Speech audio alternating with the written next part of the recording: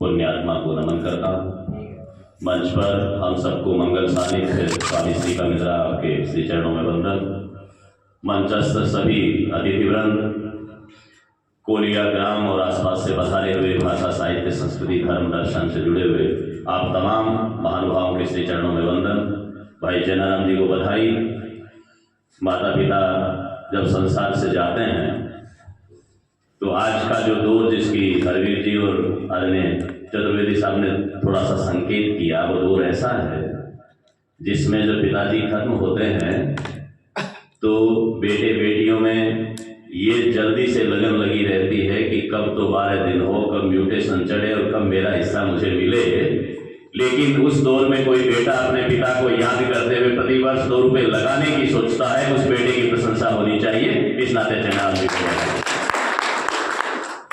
कोलिया ग्राम, पहली बात तो ये है साहब कि ये उम्र का दौर जैसा घट रहा है, जैसा खान पान और जिस तरह का रहन सहन इस गांव में आकर के ये धोतिये और पोतिये वाले लोगों को एक साथ इतनी संख्या में देख करके मन को बड़ी प्रसन्नता होती है। 20-30 सालों पहले किसी गांव में इतने आदमी मिला करते थे, लेकिन आप आज भी हदाई की परंपरा को जिंदा रखे हुए हो। इस नाते इस गांव की परंपराएं, आप लोगों का आपसी सद्भाव, आप लोगों की सोच और आपका साहित्यिक टेस्ट, मैं तो रामधन जी से लेकर के जान रहा हूं कि जिन जिन लोगों से मिलना होता है वो उस दौरान जो आपका टेस्ट है, ये टेस्ट दूसरी जगह खत्म हो गया। संचालक महोदय कह रहे थे कैसे नाम रखना है, क्या फर्क पड़ता है साहब, नाम आप कैसे ही रखो, काम कैसे करना है इधर देखना पड़ेगा। मात्र नामों पर जाने से कुछ होने वाला नहीं है। जिस विषय की हमें चर्चा करनी है, मर्यादा पुरुषोत्तम भगवान श्री राम।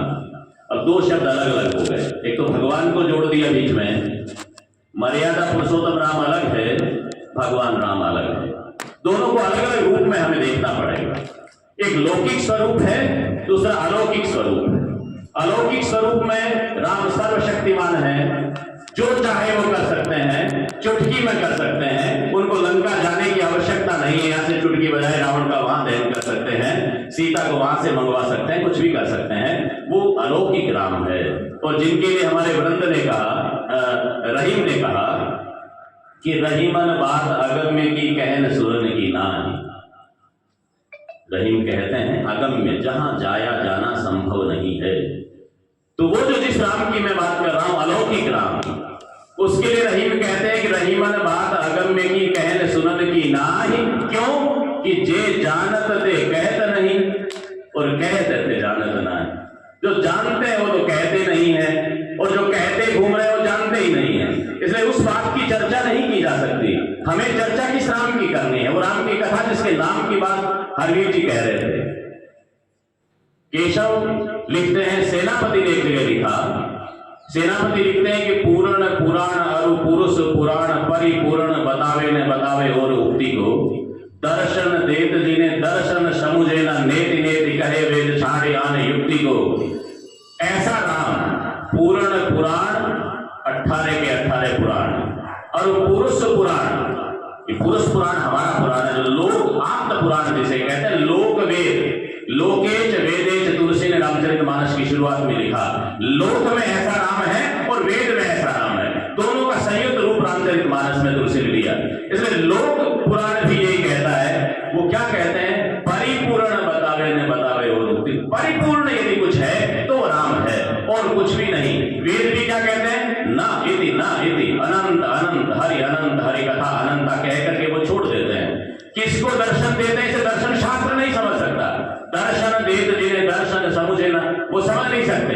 तो फिर वो राम क्या, गुण देहि गरिमानी, वहां पर जान ही है। केशवदास रामचंद्रिका में लिखते हैं कि मैंने ये जान लिया राम को किस रूप में याद करना है और उसका फल क्या मिलने वाला है।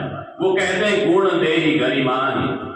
यदि राम के गुणों का वंदन करूंगा, गुणों का गान करूंगा, व्याख्यान मालाएं रखूंगा, बात सुनूंगा और सुनाऊंगा, तो क्या मिलेगा, गुण देहि गरिमानी, गरिमा मिलेगी। रूप देहि अणिमानी, राम के रूप का चिंतन करेंगे तो अणिमा शक्ति मिलेगी। भक्ति देहि महिमानी, यदि उसकी भक्ति करेंगे तो महिमा बढ़ेगी। लेकिन मुक्ति किससे मिलेगी, नाम देहि मुक्ति को। राम का नाम लेने से मुक्ति मिल सकती है। इसलिए जान ही है केशवदास अनुदिन राम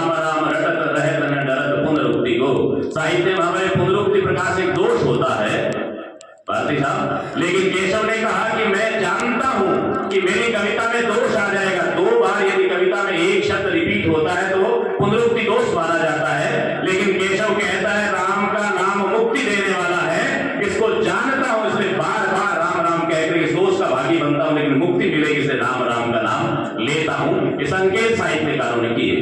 राम किसी एक व्यक्ति का नाम नहीं है, राम किसी राजा मात्र का नाम नहीं है, राम किसी के बेटे का, किसी के पति का, किसी के समधी का नाम नहीं है। राम हमारे रोम रोम में रमा हुआ वो तत्व है जिससे अलग होकर के हमारा अस्तित्व खत्म हो सकता है। यदि लोग प्रश्न उठाते राम कौन, राम थे कि नहीं थे, राम कहां हुए, वो लोग राम पे नहीं हम पे प्रश्न उठाते हैं। मुझे लगता है कि जो राम न होने की बात करता है वो गजानन चारण के न होने की बात करता है। पीड़ा मेरे मन में उठती है, आपके मन में उठती है। कौन राम? बच्चा जन्म लेता है तब हमारे कहते हैं राजा दशरथ घर जायो राम, गीत गाते हैं। बच्चे के पैदा होते ही गांव की औरतें जिनको न छंद शास्त्र आता है, न काव्य शास्त्र में भाषा विज्ञान आती है, न किसी तरह का वेद पुराण आता है, लेकिन उसको ये आता है कि मेरे घर में जो बेटा पैदा हुआ है वो राम जैसा होना चाहिए। इसलिए पहला गीत वो गाती है राजा दशरथ घर जायो राम।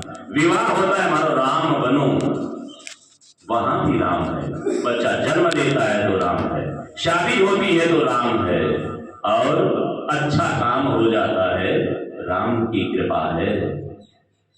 संसार से चले गए राम शरण हो गए, अर्थी पे लेके जाते हैं राम नाम सत है। कहां राम अलग है हमसे, कौन से तत्व की बात कर रहे हैं? राम हमारा हर काम राममय है, इसलिए राम कोई एक तत्व की बात नहीं कर सकते। राम हमारे रोम रोम में रमा हुआ अभिन्न हिस्सा है। इसलिए राम के लिए कहा गया जा पर कृपा राम की हो ही, ता पर कृपा करे सब कोई। तुलसी ने संकेत किया एक को एक ही साधे सब सदे, सब साधे सब जाए, एक की साधना करनी है। बाड़मेर में एक कवि हुए ईश्वरदास बारठ, जो अपने समय के 16वीं शताब्दी के ईश्वरा परमेश्वरा के नाम से जाने जाते हैं। उन्होंने हरिरस नाम से ग्रंथ लिखा। हरिरस का पहला शुरुआत करते प्रारंभिक दोहों में लिखते हैं, प्रारंभिक पद्य में लिखते हैं राम नाम बिनु वाणी, राम नाम बिनु कथा, राम नाम बिनु शब्दा सो शब्दा अज्ञान था। राम के नाम के बिना बोलना, राम के नाम के बिना की कथा को सुनना, और राम के नाम से अलग हुआ हुआ शब्द अज्ञात हैं, व्यर्थ हैं। राम नाममय वाणी, राम नाममय कथा, राम नाममय शब्दा सो शब्दा सुख्यात था। राम जिससे जुड़ा हुआ है वो सुख्यात है। लिखते हैं आगे कि क्या फायदा क्या है राम की भक्ति से, राम का नाम लेने से क्या फायदा है? राम जपंता रे हृदा कह गुण गेता होए। हे हृदय, अपने आप से प्रश्न करते हैं, अपने आप से उत्तर देते हैं। राजस्थानी के दोहों में पढ़ोतरी दोहे माने जाते हैं इनको। एक में प्रश्न है, दूसरी पंक्ति में उत्तर है। वो कहते हैं राम नाम, हे हृदय, राम का नाम जपने से क्या फायदा होगा? अगली पंक्ति में उत्तर देते हैं राम जपंता रे हृदा कह गुण गेता होए, कि माने ठाकुर जग नमे किशन न दंडे कोई। ये ठाकुर भगवान तो मुझे मानेगा, अपना बेटा मानेगा, भक्त मानेगा, दास मानेगा, जग नमे संसार वंदन करेगा। स्वामी जी हमारे सामने विराजमान है, राम का नाम लेते हैं इसलिए इस भगवे वेश को जहां दिखता है वहां प्रणाम करते हैं सारे लोग। दुनिया उनके सामने झुकती है, और पिशन दंडे कोई, शत्रु दंडित नहीं कर सकता क्योंकि शत्रु कोई होगा ही नहीं। जब आपने राम के नाम की शरण, राममय शरण को देखने लग गए तो कोई शत्रु होगा ही नहीं, तो आपको दंडित करने वाला कौन है? ये राम की कथा हम सबसे जुड़ी हुई है, सरस नीरस को सरस करती है। और मूढ़ मति पैना, मैं अभी विगत दिनों टोंक के कार्यक्रम में गया, पहली बार एक बड़ा ग्रंथ 1360 पृष्ठ का दाशरथी नाम से रामचरितमानस का ग्रंथ, जो अब तक राम विषय ग्रंथ है, जो अब तक नहीं छपा था, पहली बार टोंक में अभी विगत दिनों 26 तारीख को मेरा जाना हुआ, उसका विमोचन हुआ। संग्राम सिंह जी केकड़ी के थे राठौड़, उन्होंने अवधि और ब्रज मिश्रित भाषा में दाशरथी ग्रंथ लिखा, और पूरा का पूरा हमारा राजस्थान उसमें बोलता है। राम को एक चक्रवर्ती राजा के रूप में देख करके और उन्होंने उसका वर्णन किया है। उसमें वो लिखते हैं पुरुषोत्तम पादप सुखदाया, बरु फल नसे नशत नहीं छाया। ये पुरुषोत्तम जो राम है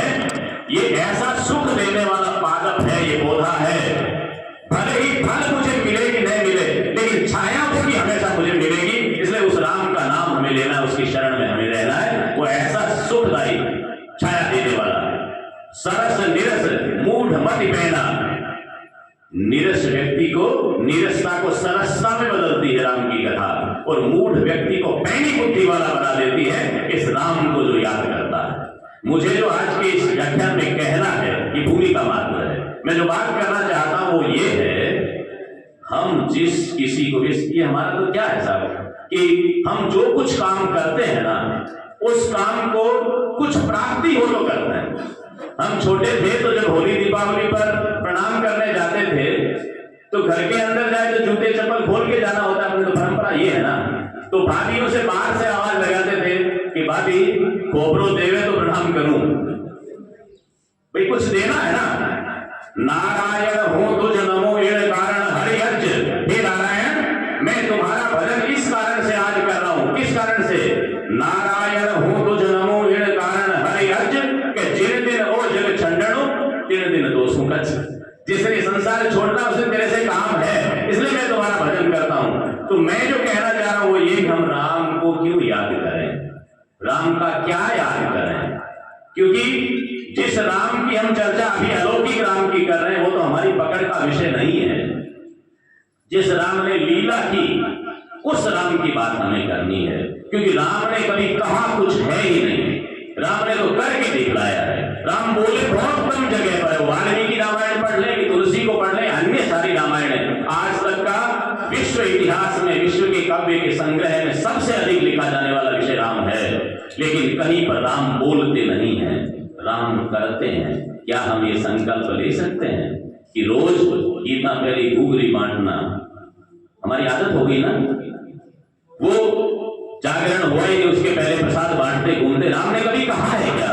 एक संकल्प आज से ले, राम को जो कुछ करना था वो राम ने किया, लेकिन राम ने जब तक किया तब तक किसी को पता नहीं चला। ऐसी गोपनीयता हम रख सकते हैं क्या हमारी योजना की? आज से संकल्प करें कि मुझे जो कुछ करना है उसके लिए पहले से लड्डू बांटते नहीं घूमूंगा, संकल्प करूंगा, उसे पूर्ण करूंगा और उसके बाद में दुनिया को मालूम चलेगा। ऐसा कुछ दौर अभी आया है जहां पर लोग ये सोचते रह जाते हैं कि क्या होने वाला होगा, जिसका नाम दिख जाता है वो नाम बाद में आता ही नहीं है। ऐसा राम ने करके दिखलाया था, ये संकेत है, इसको समझना है। आज का बालक ये सोचे कि राम को जब आश्रम में भेजा जाता, यहां से हम बात शुरू करें। एक बालक के रूप में राम का जन्म है, राम आश्रम में जाते हैं, राम राजा के बेटे हैं, राजकुल से संबंधित है, लेकिन आश्रम में राम के वस्त्र, राम का रहन सहन, राम का खान पान, कहीं ऐसा दिखा है क्या कि राम अन्य से अलग दिखना चाहते हैं? हम विद्यालय और महाविद्यालय के लोग हैं, वार्ड मेंबर का बेटा भी आता है, टेकाकर रखता है, कॉलर ऊपर रखता है, उसको अलग दिखना चाहिए। राम से शिक्षा लेनी चाहिए अभिभावकों को और विद्यार्थियों को कि राम जिस रूप में उस आश्रम में रहे थे उस तरह से सामान्य विद्यार्थी की तरह मैं रहूंगा, तब फिर आप राम बन जाओगे। सोचना पड़ेगा। राम को जो जो काम गुरु ने दिया है वो काम राम ने करके दिखाया है, प्रतिकार नहीं किया है।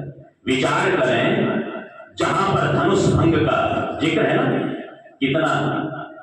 कितने उछल उछल के लोग बोलना शुरू करते हैं, लेकिन आप देखें कि सारे के सारे लोग, सारे राजे महाराजे आकर के धनुष को हिला नहीं पाते हैं। उस प्रसंग में जब जनक निराश हो जाते हैं, सात हूं दीपन के अवनी पति हारे रहे जिय में जब जाने, और भीष विषय व्रत भंग भयो सुकही अब केशव को धनु दाने, शोक की आग लगी परिपूर्ण आई गए घनश्याम बिहाने, और जानकी के जनकादिक के सब जागे उठे पर पुण्य पुराने।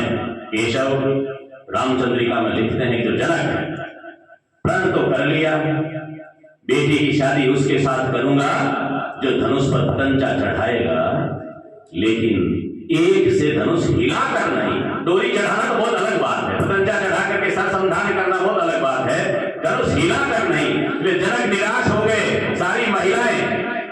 ये हमारा लोक व्यवहार का विषय है कि जब कोई प्रण करता है ना, तब तो हम उनके साथ हैं, बहुत बढ़िया प्रण किया, सब बड़े आदमी को बेटी पढ़ाएंगे। लेकिन जब हारते दिखते हैं कि कोई ऐसा योग्य नहीं मिला, सारे कबियां गिराना शुरू कर देते हैं, बाप नाजो को ऐसा प्रण कोई करता है क्या अपनी बेटी के लिए? तो सबने जनक पे अंगुलियां उठानी शुरू कर दी। जनक निराश हो गए, बेटी कुंवारी रह जाएगी, घर में मैं पापी हो गया, मेरा घर पवित्र नहीं रहेगा, क्या होगा? लक्ष्मण बार बार कहते हैं, लोगों ने कहा वीर विहीन धरा में जानी, धरती वीर विहीन हो गई। लक्ष्मण जी बार बार उच्चन करके कह रहे हैं, ऐसे थोड़े रघुवंशी बैठे भाई, राम कहीं बोले हैं क्या? एक बार के लिए कोशिश नहीं है, जिस आसन पे बैठे हैं एक बार ऐसा चित्र नहीं आया कि राम कहीं ये कहते हो कि मैं बैठा हूं क्यों चिंता कर रहे हो। नहीं, जो सामर्थ्यवान होता है, जो सबल होता है, जो सक्षम होता है, वो उचक उचक के अपना परिचय नहीं देता है। लक्ष्मण का चरित्र अलग है, राम का चरित्र अलग है। राम की तरह धैर्य रखें कि जब समय आएगा, और वो समय किसका इंतजार कर रहे हैं? राम को अपनी ओर से न तो स्वयंवर में गए हैं, न राम ने अपनी ओर से कोई आवेदन किया है कि मैं इसमें प्रतिभागी हूं। राम तो गुरु की आज्ञा से वहां गए। अब तक गुरु ने कहा नहीं है कि तुम्हें स्वयंवर में शरीक होना है, इसलिए क्यों अपनी तरफ से इच्छा जाहिर करेंगे? गुरु की आज्ञा, गुरु का इशारा जैसे ही मिला, आराम से चले और जाकर के धनुष पे डोरी चढ़ा दी। आज का विद्यार्थी, आज का युवा यदि अपने गुरु की आज्ञा का इस तरह से पालन करना शुरू कर दे तो वो राम बन सकता है। हमें चिंतन ये करना है किस तरह से ये बात हो। सुबह राज्याभिषेक होना है, इधर बुला करके जनक कहते हैं तुम्हें वनवास जाना होगा।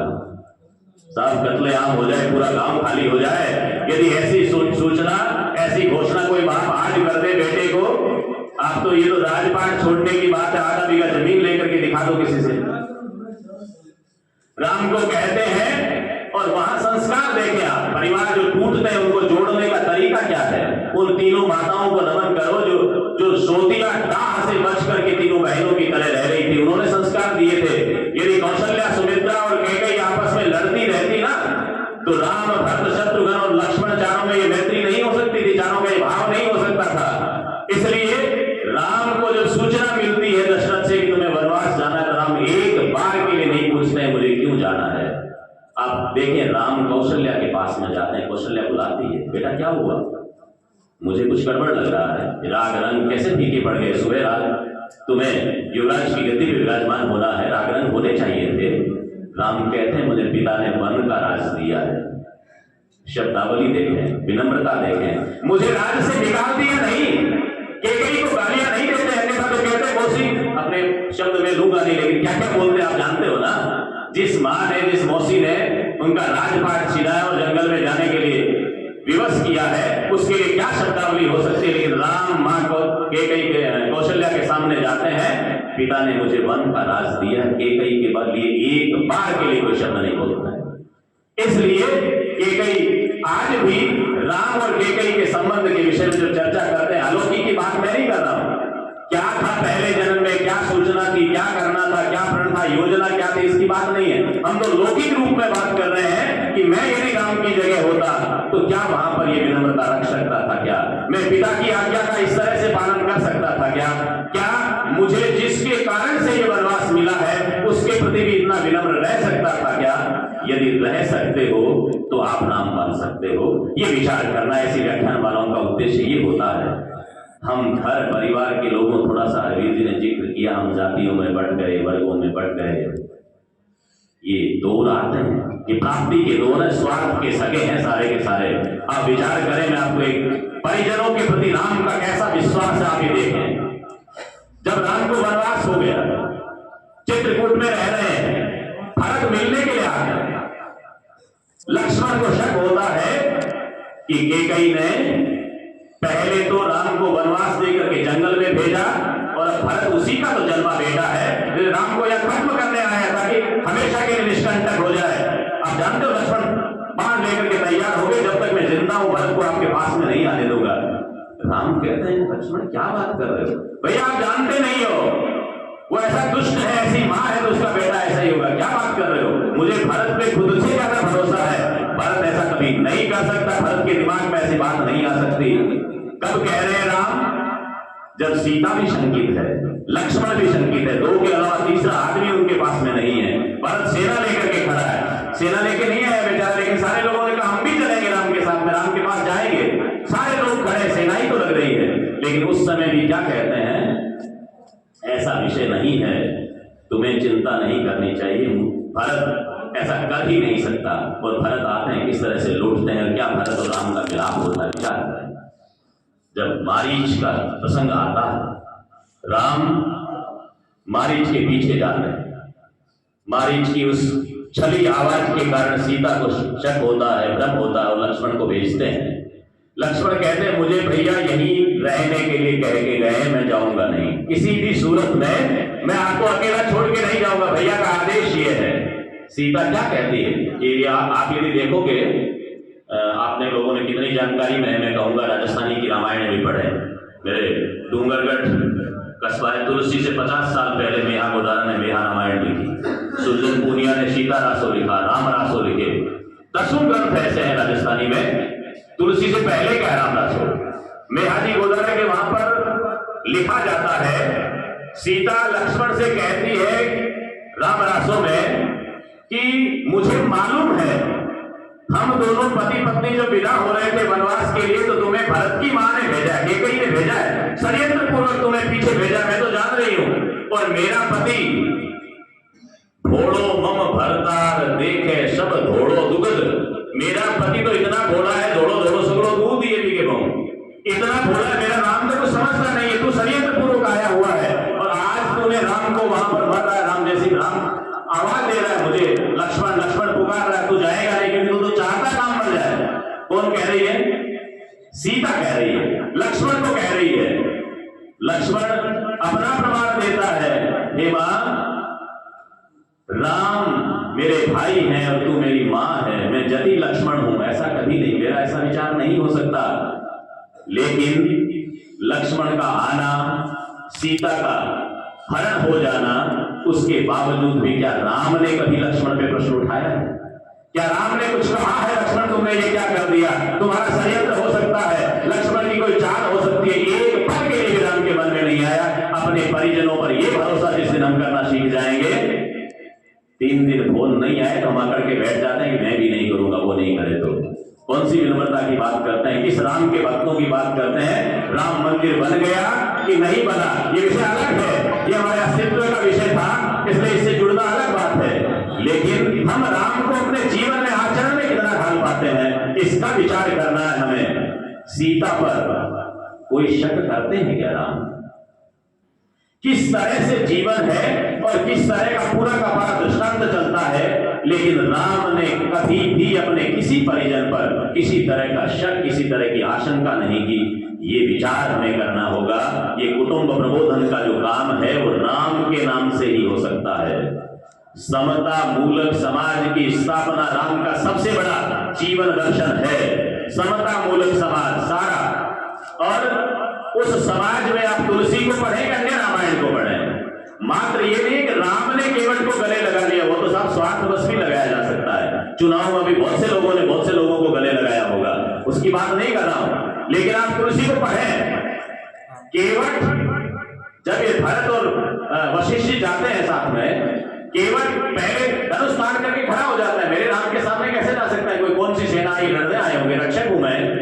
लेकिन जब पता लगता है कि भरत राम का भाई है, शंतन को छोड़ दिया, धनुष्पान को छोड़ा और सामने आकर के प्रणाम किया, क्योंकि केवट तो भरत जैसे राजा के सामने कैसे आया, छूट जाति का था ना, वो तो अपनी मर्यादा जानता था उस समय की। लेकिन भरत भाग करके जाते हैं, गले मिलते हैं, उठा लेते हैं, और इस तरह से गले मिलते हैं जैसे वर्षों से बिछड़े हुए भाई मिले हों। इससे अगली बात सुने, जब वशिष्ठ प्रणाम करने आते हैं, दूर से बैठ करके प्रणाम करते हैं, लेकिन तुलसी बाबा लिखते हैं कि वशिष्ठ ने उतर करके केवट को इस तरह से गले लगाया जैसे कोई धरती में लौट रहा हो, लुंठित भूमि, धरती पर कोई लौट रहा हो, अपनी मातृभूमि पर कोई लौट रहा हो कि वर्षों के बाद में मैं मां के दर्शन करने आया हूं, इस मां के साथ में मेरा रिश्ता है। ऐसे केवट से भेंटते हैं। उस राम को यदि आप कहीं छुआछूत की सृष्टि में ले जाओ तो इससे बड़ी धृष्टता तो कुछ हो नहीं सकती। उस राम ने समता मूलक समाज के लिए हमें संदेश दिया है। एक एक घटना राम के जीवन की, आत्मबल, हम कितने कमजोर हैं। तो ये कितनी देर बोलना तो पता नहीं, लेकिन ये तो बोलते जाओ तो बोलते जाओ। जब जटायु के पास में जा रहे हैं, जटायु वाला जिक्र देखें, माधोदास ददवाड़िया ने राम रासो लिखा टिंगल में, जोधपुर के। वो लिखते हैं कि जब तुलसी के यहाँ तो जाना होता है, राम जब जटायु के पास जाते हैं, जब जटायु के पास जाते हैं तो जटायु उनको बताता है कि राम पुकारी मम दृश देख दीन पटदारी। राम का नाम लेते हुए मेरी तरफ देख करके उन्होंने दुपट्टा डाल दिया था। लेकिन राम रासों में माधवदास दरवाडिया कहते हैं कि जटायु मुंह फेर करके बैठ गया। राम आते हैं, अपने अपने राम है ना, जिसका थोड़ा सा संकेत हरवीर जी ने किया था। मेरा राम कैसा होना चाहिए? मैंने जिस मेहा गोदारा रामायण का भी जिक्र कर रहा था, मेहा जी गोदारा अपने राम से क्या करवाते हैं? मेहा जी गोदारा अपने राम से तालाब खुदवाते हैं। मेरे डोंगरगढ़ लोडगढ़ से तो हमारे वाले एरिया में तो पानी नहीं है साहब, इसलिए हमें तो वो चाहिए, वो राम चाहिए तो हमारे पानी की व्यवस्था कर दे। इसलिए उन्होंने राम खिनायो राम सर लक्ष्मण बांधी पाज सिर सोनेरो बेवड़ो सीता जी बढ़िया। उन्होंने तो अपने राम से क्या कहा? राम सर राम तालाब खुदवाया, लक्ष्मण जी ने पहाड़ बंधवाई, सीता जी सोने का घड़ा लेकर के पानी लेने आती है। मेरा राम वैसा है। माधवदास दरवाडिया का राम क्या करता है? जटायु पुरुष है ना, राजस्थान के पुरुष को ये मैणी है, उसकी ये प्रतिज्ञा है, उसकी आंखों के सामने यदि किसी स्त्री की इज्जत जाती हो तो वो या तो बचाएगा या मर जाएगा। जिंदा रहते हुए स्त्री की इज्जत उसके सामने कैसे लूटी जा सकती है? धर जाता धर्म पलटता प्रिया पड़नता ताव, तीन दिहाड़ा मरण रात कवण रंग गुण राव। धरती जाती हो, धर्म पे आ जाती हो, स्त्री की इज्जत पर कोई हाथ डालता हो तो राजा हो कि रंग मर के भी उसकी इज्जत रखनी होती है। जटायु जब राम जाते हैं तो मुंह फेर करके बैठ जाता है। राम कहते हैं ताक बोलो तो सही, क्या हुआ? मेरी तरफ देखो, मेरी नजरों में नजर मिलाओ, मुझे चेहरा तो दिखाओ। जटायु क्या कहता है? हे राम, मैं आपको मुंह दिखाने लायक नहीं हूं, क्योंकि सीता को दुष्ट हरण करके ले गया और मेरे प्राण भी इस पंजर में पड़े हैं। मैं वो दुर्भाग्यशाली हूं जिसके सामने स्त्री की इज्जत लूटी गई, उसको लूट लिप करके ले गए यहां से, और मैं जिंदा हूं, इसलिए मैं आपको मुंह दिखाने लायक ही नहीं हूं। ये परंपरा कहां की है? ये तुलसी के यहाँ की परंपरा तो नहीं है, लेकिन राम के राजस्थान की परंपरा। इसलिए राजस्थान का लिखने वाला रचनाकार अपने राम को उस रूप में देखता है, एक एक पात्र को उस रूप में देखता है। जब जटायु विदा हो रहे हैं, राम कौन है और हमें किस राम की अपेक्षा है? हम यदि राम बनना चाहते हैं तो क्या करना चाहिए? राम आत्मविश्वास का दूसरा नाम है, अटूट आत्मविश्वास का दूसरा नाम। जब जटायु जा रहे हैं, जटायु को वो राजस्थानी में काका कहते हैं, अपने बीन को काको गुण, सबसे बड़ा पद क्या है? चाचा। इसलिए घर में चाचा की सबसे ज्यादा चलती है। जटायु को काका कह करके पुकारते हैं राम। जटायु पूछते हैं कि मुझे मोक्ष धाम जाना है आपके हाथों से, तो दशरथ को क्या कहना है? कुछ समाचार है तो कहिए। राम क्या समाचार कहते हैं? राम कहते हैं, हे तात, हे चाचा, मेरे पिता को जाकर के सीता के हरण वाली बात मत बताना। झूठ नहीं बोल रहे हैं, अगली बात है उसको सुनना है। राम कितने आत्मविश्वासी है, कितने कॉन्फिडेंट है। राम कहते हैं, जो हो राम तो कुल सहित कहीं दशानन जाए।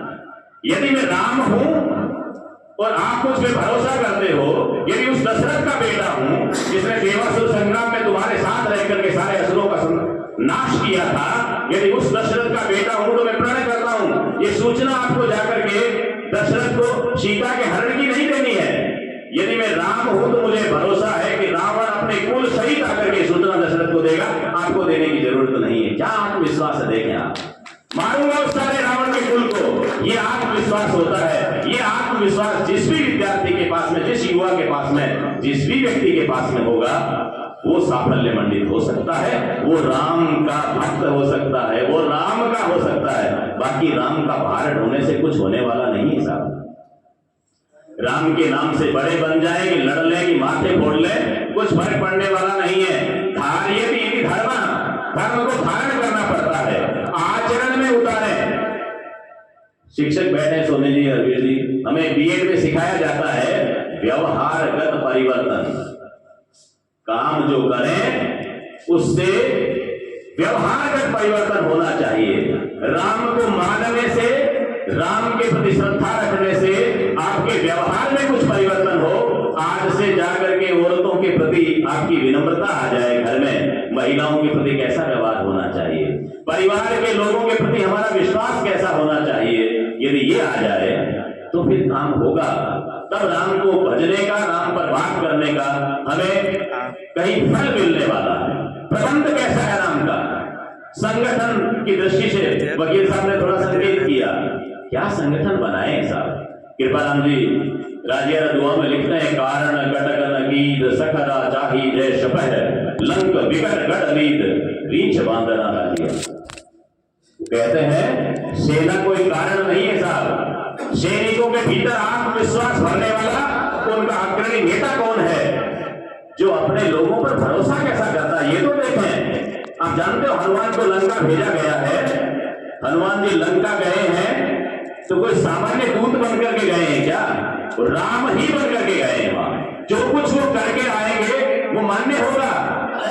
रावण और उनके बीच में संवाद होता है, रावण और हनुमान के मध्य में। रावण पूछता है, कब का संवाद है? जब अक्ष कुमार को मार दिया गया और वाटिका को उजाड़ने के बाद में ब्रह्मपाश में बांध करके रावण के दरबार में हनुमान को उपस्थित किया जाता है। रावण पूछता है, रे कपि कौन है तू? हे बंदर तू कौन है? रे कपि कौन है तू? अक्ष को घातक दूत बलि रघुनंदन जू को। राम की मर्यादा देखिए क्या है। राम कथा का एक एक पात्र कैसी मर्यादा में बंधा हुआ है। दूत है इसलिए रावण के सामने विनम्रता से बात करेगा, लेकिन अपने राम के गुणों का बखान करने में कहीं कमी नहीं छोड़ेगा। राम का एक प्रश्न है, हनुमान के दो उत्तर है। हे बंदर तू कौन है? पहले अपनी गलती स्वीकार करना, अक्ष को घातक, तेरे बेटे अक्ष कुमार को मारने वाला, और दूत बलि रघुनंदन जी को, बलशाली राम का दूत हूं। कहा जे कहा, क्या काम है भाई? सीए चोर ही देखो, सीता के चोर को ढूंढने आया हूं। सागर कैसे तरे हो, समुद्र को कैसे तर लिया। अब देखें हनुमान कैसे अपने बल को दिखाते हैं वहां पर। रावण प्रश्न करते हैं, सागर कैसे तरे हो? हनुमान कहते हैं, जस गोपद, गाय के खोज को, गाय के पद चिन्ह को बच्चा लाने जाता है, वैसे तुम्हारा समुद्र मुझे लगा ही नहीं। अपनी शक्ति बता रहे हैं ना, मैं कौन हूं, मेरे से बात करते समय तुम्हें क्या सोचना है। संकेत है, ये वार्तालाप सीखना है हमें, हमारी पीढ़ी को सीखना है। बात कहते हुए अपने बल को कैसे बताना है, मैं कौन हूं, ये बताने में कैसी विनम्रता चाहिए और कैसी बुद्धिमत्ता चाहिए। हनुमान जी वहां पर कहते हैं, सागर कैसे तरे हो, जस गोपद, काज कहा सिए चोर ही देखो, कि कैसे बंधायो, बंधन में कैसे आ गया भाई। इतना बलशाली है, समुद्र को गाय के खोज की तरह देर करके पार कर गया, बंधन में कैसे आ गया। यहां हनुमान को मौका मिलता है और चौका लगाते हैं, रावण को अपनी किए की करनी पूरी बताते हैं कि क्या फल मिलने वाला है। हनुमान एक पंक्ति में उत्तर देते हैं, जो सुंदरी तेरी छुई दृग सोवत बातक लेखो। हे रावण, मैंने जब लंका में प्रवेश किया था, मच्छर के रूप में था, रास्ता लंका का मैं जानता नहीं हूं, कौन सा महल कहां है, कौन से मुझे कहां जाना था, इसलिए भूल से तेरे महल में प्रवेश कर गया और तेरी पत्नी को मैंने छुआ। किससे? सुंदरी तेरी छुई दृग, आंखों से छुआ, मैंने देख लिया। तेरी पत्नी को भूलवश तेरे महल में मैंने देख लिया, उसका मुझे पाप लगा है कि मेरी सारी शक्ति क्षीण हो गई। अन्वय से अर्थ यह है, रावण, मैंने तो भूल से तेरी पत्नी को देखा मात्र था, उससे मैं शक्ति क्षीण हो गया। तू जिस शक्ति पर घमंड करता है, तुमने तो दूसरे की पत्नी का बलात्कार धारण किया है, मेरी शक्ति क्या चलने वाली है, तू नष्ट हो जाएगा। ये घोषणा हनुमान जी वहां पर करते हैं। राम का भरोसा है, राम जिसको भेजते हैं, अंगद को दूध बना करके भेजते हैं, कब? तो समझौता करना है। ये आपको भी सीखना है, जो पार्टियां चलाते हैं, संगठन चलाते हैं। राम उस अंगद को अपना दूत, शांति दूत बना करके भेजते हैं, जिस अंगद के बाप को राम ने मारा है। बाली का बेटा है, पितृहंता है। अब उसमें भरोसा करे, अविश्वास करे तो राम कितना ही कर सकते हैं, लेकिन राम का भरोसा देके अपने लोगों पर अंगद को अपना दूत बना करके भेजता है।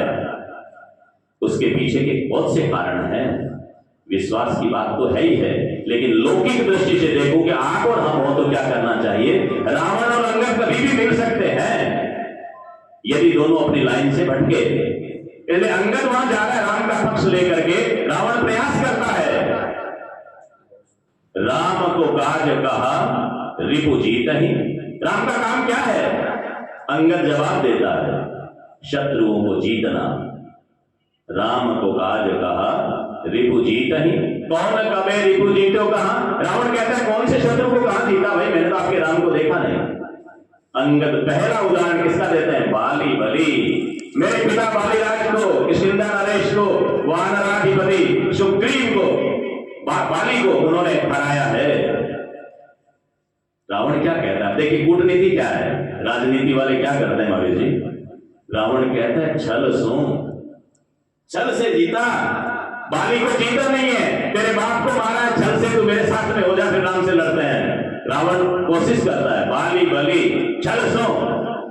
अंगद पूरा स्किप कर जाता है, रावण के जवाब की तरफ ध्यान ही नहीं देता। दूसरा उदाहरण देता है, रघुनंदन गर्भ हर्यो। परशुराम को हराया भाई, रघुनंदन को। द्विज दीन महा, रावण क्या तो गरीब बामण हो साहब, क्या तो उसको हराना और क्या और बात। कौन कौन से राम की बात करते हो कि दीन सो क्यों क्षिति छत्र हटो।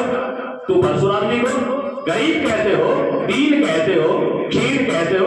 धरती से क्षिति क्षत्र निक्षत्री गति 21 बार धरती क्षत्रिय विहीन करके छोड़ा, उसको कैसे? और बिन प्राण है राजकीय। और वही परशुराम जी जिन्होंने सहस्त्रार्जुन को खत्म किया। रावण पूछता है ये कौन? देखें मैं जब पढ़ता हूं हनुमान को और अंगद को, तब लगता है कि राम ने उनको कितना भरोसा देके भेजा होगा कि सामने वाले की रावण जैसे दरबार में जो एक क्षण में मार सकता है, उसके सामने कैसे बोल सकते हैं, कितना विश्वास दिया होगा। अंगद को कहते हैं कि ये है ये कौन सहस्त्रार्जुन? अंगद वहां पर चौका मारा। अंगद कहते हैं वह विसर्यो। अरे रावण तू उसे भूल गया जिन्हें खेलत ही तुम्हें बांध लिया, तुम्हें खेलते खेलते जिसने बांध लिया था, 6 महीने उसकी खाट के पाए के बना पड़ा रहा, तो उसको भूल गया। और आगे अंगद कहता है, बात पूर्ण करता हूं 2 मिनट में। अंगद कहता है कि रावण तेरा और मेरा परिचय आज का नहीं है। मैं तो जो बचपन में था तो मेरे पिता ने 10 मुंह वाला एक खिलौना मुझे लाके दिया था। कथा सबको मालूम है ना, बाली ने कांख में दबा लिया था रावण को। मैं जब छोटा था तो मुझे 10 मुंह वाला खिलौना ला करके दिया था, और आज उस खिलौने को सामने देख रहा हूं तो मुझे क्या डराएगा? और कौन सा षड्यंत्र की बात करते हो? राम क्या है वो मैं जानता हूं, इसलिए मेरे राम पर भरोसा मुझे है। इस भरोसे की आवश्यकता है हम सबको। राम की कथा को जितनी बार सुनेंगे, राम के चरित्र को जितनी बार सुनेंगे, उसकी प्रासंगिकता ये है, राम की ही कथा एक ऐसी कथा है जो सर्वांग रूप से परिवार को जोड़ के रख सकती है, देश को जोड़ करके रख सकती है, मानवता को जोड़ के रख सकती है। इसलिए राम को सुनना, राम को पढ़ना, राम के एक एक कदम पर जो जो प्रसंग आते हैं, जो जो प्रकरण है, उनको पढ़िए, समझिए और खुद में घटाइए कि मैं राम कहां बन सकता हूं। तब हमारा जीवन साफल्य मंडित होगा। मैं पुनः पुनः चैनाराम जी को बधाई देता हूं, इस तरह की व्याख्यान मालाएं कराएं। आप जैसे सुधी जनों को सुनाने के लिए, बातचीत करने, आपके साथ में संगति करने का अवसर मिला। किसी शायर की पंक्तियां है कि मैं इस धरा पे सरफरा हो जाऊंगा, इंसानियत के नाम पे मकबरा हो जाऊंगा, मेरी सूखी टहनियों पे हंसने वालों जरे कर जिंदा रही तो फिर हरा हो जाऊंगा। इन जड़ों को जिंदा रखने का काम आप करते रहें। धन्यवाद। जय श्री राम।